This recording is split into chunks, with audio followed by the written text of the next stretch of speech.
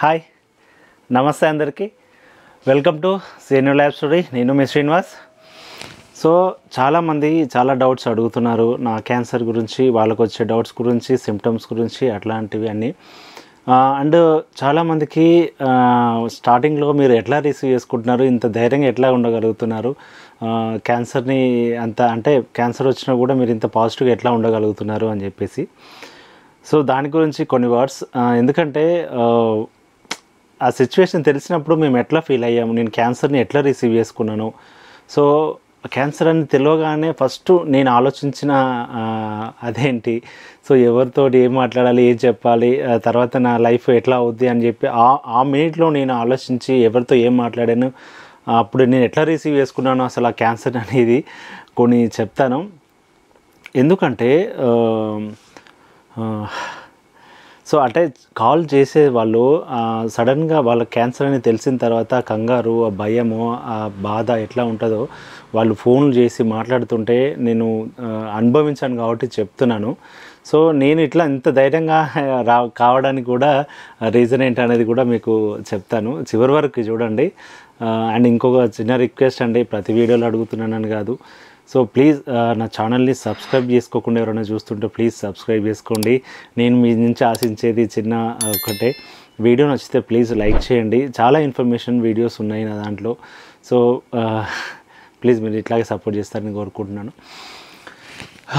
So నేను యాక్చువల్గా నాకు క్యాన్సర్ గురించి స్టార్టింగ్లో చాలాసార్లు ఒక 2-3 వీడియోస్ చేశాను, నాకు ఎప్పుడు వచ్చింది, ఎట్లా వచ్చింది, అది ఇది అని చెప్పి.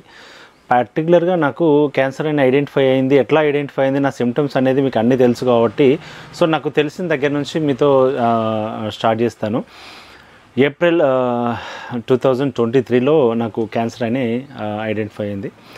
యాక్చువల్గా నాకు క్యాన్సర్ అని డాక్టర్ గారు చెప్పడానికి, ఆ రిపోర్ట్స్ రావడానికి ముందే నా బాడీ సిమ్టమ్స్ బట్టి, నాకు అనిపించిన కొన్ని వాటిని బట్టి, అప్పట్లో మన మేధావి శక్తి అదే గూగుల్ సెర్చ్ని బట్టి కొన్ని ఆలోచనలు ఉండే నాకు, ఇది అదిగా అట్లాంటిదేమో అని చెప్పేసి. సో ఎటకెళ్ళకి డాక్టర్ చెప్పా. సో డాక్టర్ గారు ఏమన్నారంటే, రిపోర్ట్స్ వచ్చి వాళ్ళకి తెలిసిపోయింది కదా క్యాన్సర్ అని, నాకు కాల్ చేశారు, ఇట్లా రిపోర్ట్స్ వచ్చినాయి బాబు అని చెప్పేసి.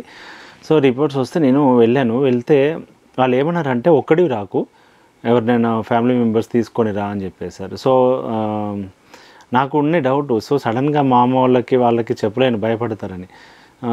మా ఆవిడని కూడా తీసుకెళ్ళడానికి నాకు ధైర్యం చాలలేదు. సో మా బావని కానీ బావమరిదిని వాళ్ళు ఎవరైనా తీసుకెళ్దాం అనుకున్నాను, కానీ సడన్గా ఆ టైంకి ఎవరు అవైలబుల్ లేకపోయేసరికి మా ఆవిడని తీసుకొని వెళ్ళిన ఆ రోజు సాయంత్రము.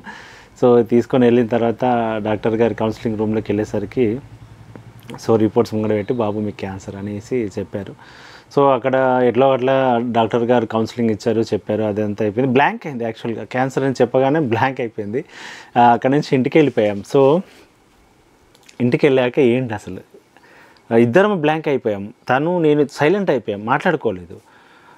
కొద్దిసేపు నాకు అర్థమైపోయింది తనకి ఛాన్స్ ఇవ్వాలి, అంటే తను బాధ చెప్పుకోవాలి, అంటే తను నాతో ఓపెన్ అప్ అవుతే ఏడుస్తాం, ఇద్దరం ఏడుస్తాం. అట్లా మాకు నచ్చలేదు, ఒకరికొకరి మేము ఎదురు ఒక ఫేస్ చూసుకొని నేర్చుకోవడం నాకు ఇష్టం లేదు. తను డౌన్ అవ్వద్దు, నేను డౌన్ అవ్వద్దని ఏం చేశాను, ఇంట్లోంచి బయటకు వచ్చి ఫస్ట్ కాల్ అన్నయ్యకి చేశాను.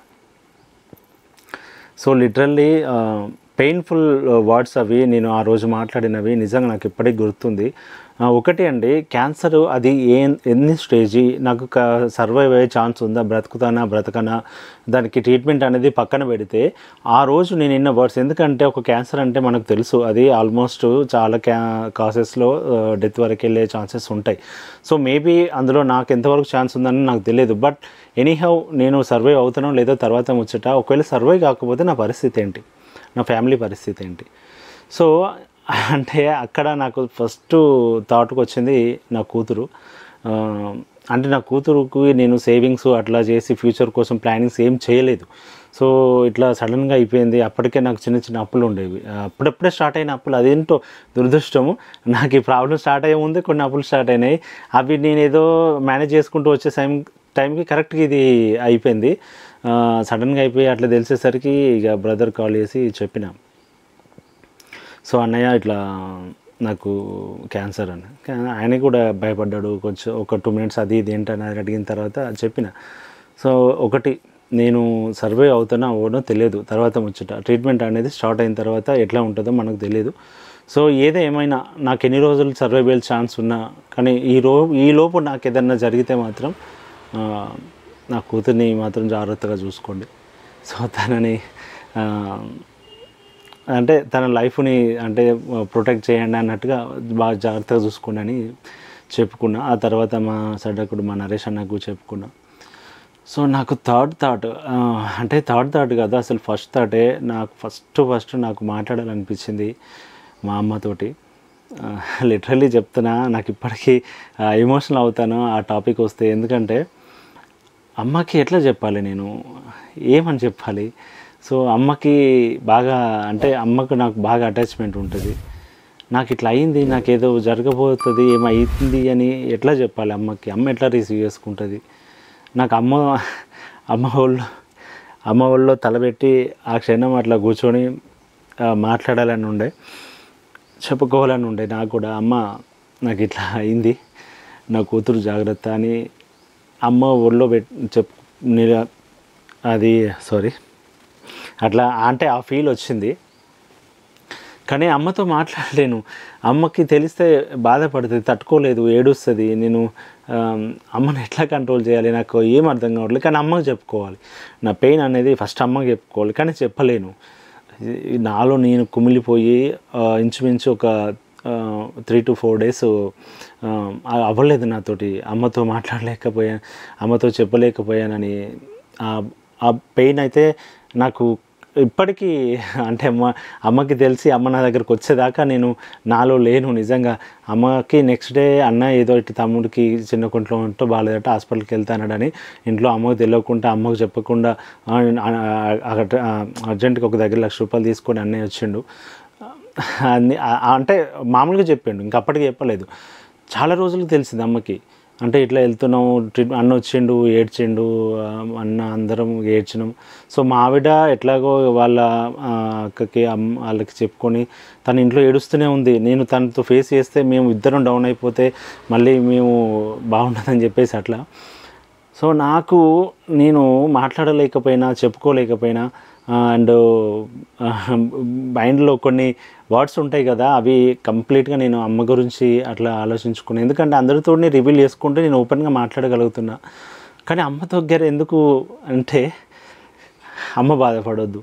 సో అది కానీ అమ్మ లిటరల్లీ వాళ్ళు నాకు వచ్చిన తర్వాత వాళ్ళు ఏడవని రోజు లేదు, వాళ్ళు బాధపడని రోజు లేదు. కానీ వాళ్ళు ఏడ్చారు, బాధపడ్డారనే విషయం కూడా నా దగ్గరికి తీసుకురాలేదు. ఇంట్లో వాళ్ళు కుమిలిపోయి నా వల్ల ఎంత సఫర్ అయ్యారంటే, ఎందుకు అంటే ఆల్మోస్ట్ వాళ్ళు అప్పటికే మా ఇల్లు పాతిల్లు కూలిపోతే కొత్త ఇల్లు కట్టారు, అది కూడా సగంలో ఆగిపోయింది. అది కూడా ఏదైనా చేద్దాం అనుకునే టైంకి నాకు ఇట్లా అయిపోయింది. సో అక్కడ పిల్లలు, అమ్మ, అన్న, నాన్న ఆరోగ్యం, ఇటు నాది అన్నయ్య ఆరోగ్యం బాగాలేదు. లిటరల్లీ అమ్మ వాళ్ళకి అయితే నేను కంప్లీట్గా హెవీ ప్రెషర్ ఇచ్చిన. సో ఎటకేళ్ళకి అన్నయ్యనే స్లోగా కొంచెంగా చెప్పుకుంటూ ఒకసారి ఇట్లా రివీల్ చేసి చెప్పేసాడు అన్ననే అని. అప్పటి వరకు కూడా అమ్మతో మాట్లాడలేదు. ఇక ఫైనల్గా అమ్మకి తెలిసిన తర్వాత ఇట్లా అన్న బిడ్డ మరి ఎంత తట్టుకొని ఏడవకుంటే ఎట్లా మాట్లాడిందో నాతో తెలియదు. కానీ నా దగ్గరికి వచ్చిన తర్వాత చాలా విపరీతంగా ఏడ్చిందమ్మ. నేను ఇంక ఏడవలేదు, ఎందుకంటే నాకు అమ్మ వచ్చింది, నాకు అమ్మకు తెలిసిపోయింది. అమ్మ అంటే నేను అనుకున్నా అమ్మ నా పక్కన ఉండాలి ఈ టైంలో, నాకు చాలు ఇంకా ఈ లైఫ్కి అన్నట్టుగా. సో అట్లా డిసైడ్ అయిపోయినా. సో అంటే ఇది నా ఫీలింగు యాక్చువల్గా. అంటే ఏదైనా బాధ్యతలు ఉన్నప్పుడు ఇట్లాంటి పెయిన్స్ కంపల్సరీ, మిడిల్ క్లాస్లో స్పెషల్లీ. అంటే నాకున్న ఫస్ట్ ఆలోచనలు అవే. నాకు ట్రీట్మెంట్ గురించి నాకేమైనా అయిపోతుంది, నేను చనిపోతాను, నాకు అట్లా అని ఆలోచన లేదు. బట్ నేను అనుకున్న డాక్టర్ దగ్గరికి వెళ్ళే ముందుకు మాకు ఉన్న ఆలోచనలు, మా భయాలు, మా ఏడుపులు అవి. సో డాక్టర్ దగ్గరికి వచ్చిన తర్వాత డాక్టర్ గారు డైరెక్ట్గా వెళ్ళిన రోజే చెప్పేశారు, ఇట్లా బ్యాగ్ పెట్టాలి పర్మనెంట్గా అది ఇది అని చెప్పేసి. సో అది విన్న తర్వాత ఇంకా నాకు వద్దురా నాయన ఈ లైఫ్, ఈ బ్యాగ్లో వద్దు, ఈ జీవితం వద్దు, ఎందుకు ఇక ఈ లైఫ్ ఎందుకు, ఇట్లా బ్యాగ్ పెట్టుకొని బతకడం వేస్ట్ అని చెప్పేసి వద్దని చెప్పేసాను. ట్రీట్మెంట్ వద్దు, నాకేమొద్దు, మా అయితే 1-2 years బతుకుతానేమో చాలు, బతికిన కాడికి చాలు అని చెప్పేసి అంటే, ఇక మా వాళ్ళు తిట్టి నీకు లైఫ్ ఉంది పాప ఇట్లా అది మోటివేట్ చేసి, లేకపోతే నన్ను ఇక అది చేసి చేశారు. ఇక నాకు ఫైనల్గా నేను ఇట్లా అంటే మొండిగా మారడానికి అదే రీజన్ ఏంటంటే, నేను అనుకున్నా నాకు ఈ లైఫ్ చాలు, ఆ పెయిన్ వద్దు అని. సో కానీ మా వాళ్ళకి నేను కావాలి, నా వాళ్ళకు నేను కావాలి. మేబీ బై ఛాన్స్ బ్యాగ్ వేసినా కూడా నార్మల్గా నేను లైఫ్ చేసి వాళ్ళతో టైం స్పెండ్ చేస్తానేమో, కనీసం నా ఫేస్ చూస్తూ అయినా వాళ్ళు హ్యాపీగా బతకగలుగుతారేమో అని చెప్పేసి సో మొత్తానికి ట్రీట్మెంట్కి సర్జరీకి ఒప్పుకున్నా. అప్పటి నుంచి ఎప్పుడైతే ట్రీట్మెంట్కి నా మైండ్ స్టార్ట్ చేశానో, ఎప్పుడైతే మా ఏడుపులు మా బాధలు అన్నీ తెలిసిపోయి ట్రీట్మెంట్ అనేది స్టార్ట్ అయిందో, అప్పటి నుంచి నా మైండ్ని సైడ్ చేసేసాను. సో ఇంకంతే, మనం ఏం జరిగింది, ఇంతకుముందు ఎట్లా బ్రతికినాము అది అయిపోయింది. ఇప్పుడు సెకండ్ ఇన్నింగ్స్, నా లైఫ్లో సెకండ్ ఇన్నింగ్స్. సో ఇది సెకండ్ ఇన్నింగ్స్ అని, అది ఎట్లా వస్తే మనం అట్లా రిసీవ్ చేసుకోవాలి. నాకు ఇట్లా అయింది అనే ఆలోచన అనేది ఎప్పుడూ రాలేదు. నాకు ఎందుకు నా జీవితం ఇట్లా అయిందనే ఆలోచన, నాకు ఆ భయం అనేది ఎప్పుడూ లేదు. కేవలం నేను బాధపడ్డది, నేను భయపడ్డది నా కూతురు గురించి, ఫ్యామిలీ గురించి, మా ఆవిడ గురించి. నాకు అంటే చాలా ఉంది. నేను అమ్మ గురించి కూడా నేను పర్టికులర్గా ఒక వీడియో చేయాలి, చెప్తాను. ఎందుకంటే అన్ని వీడియోస్లో నేను ఫ్యామిలీస్ని ఇన్వాల్వ్ చేయకుండా మాట్లాడుకుంటూ వచ్చాను ప్రతి వీడియోస్లో.